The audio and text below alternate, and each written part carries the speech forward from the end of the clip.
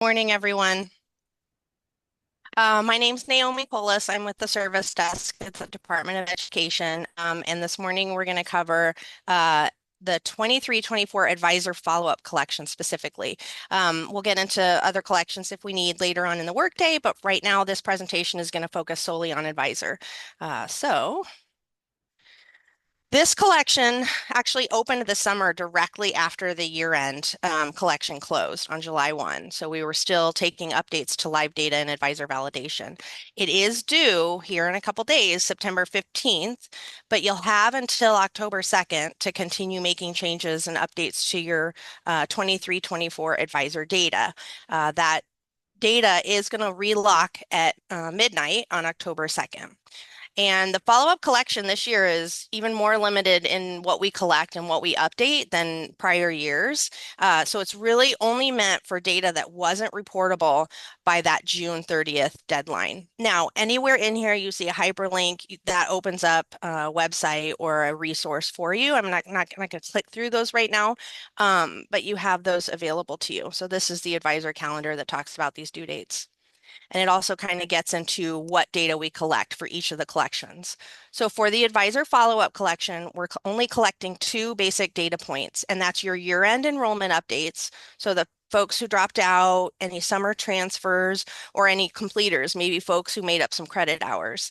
And then summer semester grades only. So that's again for that credit recovery. We use the data from this collection for the graduation and dropout rates for the NEP. This data actually comes out here in a couple months. So it's going to be important that you have everything lined up for that public release.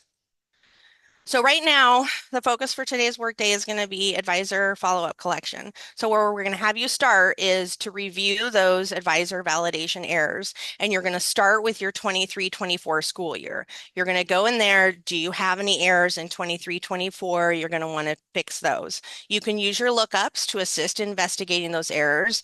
That enrollment lookup by ID is huge because it shows one student's enrollment record for multiple districts, all of their career at a public or special purpose school. And then that student lookup by ID can be really helpful too because it shows you the students' data for your district in the 23-24 school year. But if you want to then look at the 24-25 school year, you can switch that viewpoint and compare the data for that kiddo year over year. So it's really helpful. A lot of these errors are we have articles for them at our help site listed here. We're still trying to get the new ones in there and a lot of the older ones, so it's just kind of a work in progress. But you can check there first if you have an error you're not sure how to fix. All right, once you've looked at 23-24, you're actually going to go to 24-25 as well, because this 24-25 advisor data that districts are starting to get inputted. Now, not everybody has theirs in there yet, so there's a cautionary tale there too, but generally you're going to want to look at 24-25 because it will tell you there's a prior year error category. And the errors that are listed here are actually looking at your 23-24 data. And so they're looking for kiddos who maybe they don't see in 24-25, or kiddos who were receiving SPED services in 23-24 and they don't see a SPED record for them in 24-25. So just some interesting comparisons for year over year data, and then potentially you can fix that information in 23-24. If that data update is needed in 23-24 and it's related to enrollment, you can make that update to your live 23-24 data and we'll recapture that on 10-2. If the correction is related to data other than enrollment, you're going to probably want to talk to the service desk about how to fix that. I'm going to dig into the summer SPED completers later on. But if you have, like, for example, a student who exited SPED, but who's still going to your school or maybe transferred to another school, some of that information is probably going to have to be reported in 24-25, and you won't be able to make the updates in 23-24. So let's talk about these SPED summer completers because we aren't collecting and making updates to your 23-24 SPED data. That ship has sailed. So because it's no longer updatable in the follow-up collection, and districts may need to report a SPED summer completer, a kiddo who left your district or graduated over the summer, schools can submit a formal request to submit data late for this specific student group. So again, it's SPED students who have received a diploma over the summer and whose sped exit reason needs to be changed compared to what was reported on June 30th, because that enrollment information you can update, but that sped exit reason you won't be able to update. So you'll have to do that late request for that part of it. Here's kind of a specific sort of reasoning behind this. The SPED exit data that was reported on June 30th, that's already been submitted federally to OSEP and utilized. That information is utilized in some OSEP files. So anything reported after June 30th, so these changes that we make are actually going to go in the 24-25 federal submission. And that's okay, because we want to make sure that your enrollment exit dates that you're updating after June 30th account towards your NEP and AQuest data. So your graduation exits, those are going to actually count towards your 23-24.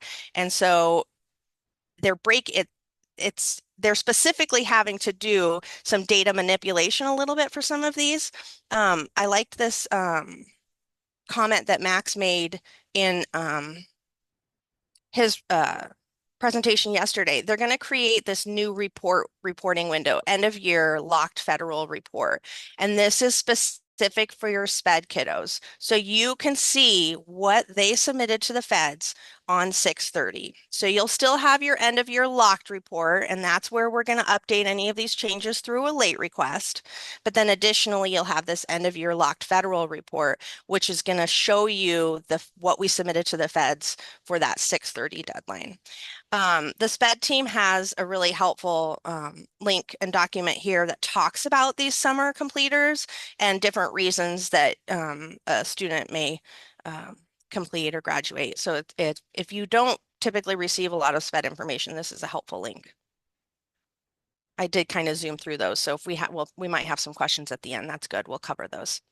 So after you review your errors, you're going to then go to your verification reports. Now, remember, this is just for 23-24. Right now, we're focused on that follow-up collection. So we have a list of those reports here at the Workday site at the bottom in the article attachments. And I will say it's a very limited number of reports. So it shouldn't take you and your leadership team very long to go through those to make sure that they're correct. So you might want to use your end of year reporting window. That's your live data. So that's where your changes are going to be in. And then you've got your end of year locked. That's the data we locked on 6/30. And that's the data that we're going to update with your live data on October 2nd. And sometimes this full year window can be helpful as well, if you want to see a full picture of your 23-24. Finally, after you've done that, your superintendent is going to go in and approve the collection. And we usually open up that approval a couple days before the deadline. So I could imagine maybe before the end of September, just real close to the end of September, we'll have that open for your superintendent to log in and approve. So here's a couple slides of all sorts of resources. So you have the service desk, our email address. Once you email this, it creates a ticket and we will get back to you as soon as we can. You have your consortium SIS support. You've got these work days. I think we have a couple more after this that are specific to fall, but we're still available for follow-up all the way through October 2nd. And then the bulletin, we're always sending information and helpful stuff there. So make sure you subscribe to that if you aren't already. If you do, I will make a caveat. If your email address changes, like your domain changes at your school district, definitely resubscribe because we don't get those domain changes and this is a subscription service. So we're still going to be sending it to your old email address until you resubscribe with that new one. The advisor webpage here has all sorts of information, the calendar, advisor data elements, which is basically your dictionary of all things advisor with all the descriptions of every element. We use the service desk uses that all the time. You've got your who reports what and systems involve student reporting guidance. So that's for those unique reporting situations where you're not quite sure who's reporting what data points.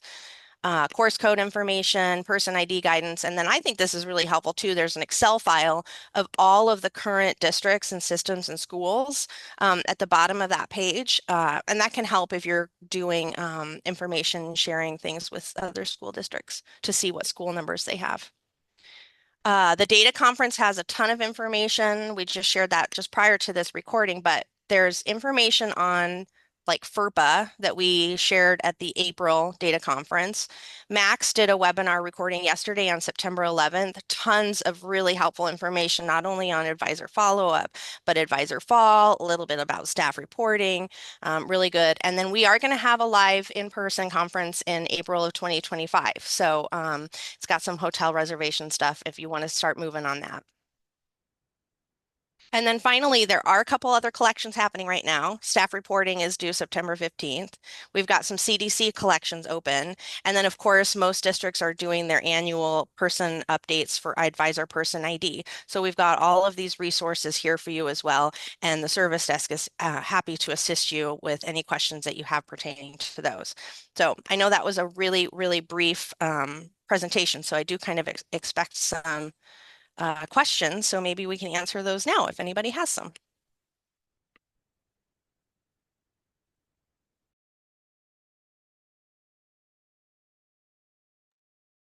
Or maybe not. Naomi, I'll ask one, just kind Sure. of a generic. So, school districts are coming across a few things like, for example, a calendar day last year that was not in session, but should have been marked as in session. So I Mhm. realize that, things are pretty well locked now.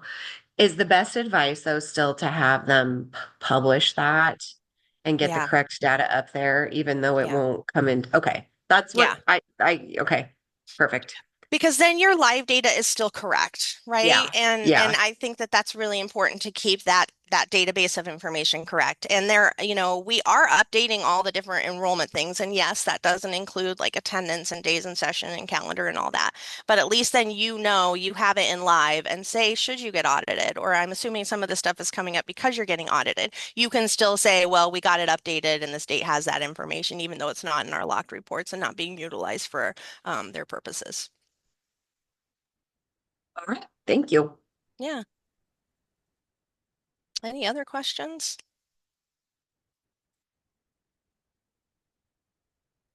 Okay. Well, Melissa, I think you can stop the recording.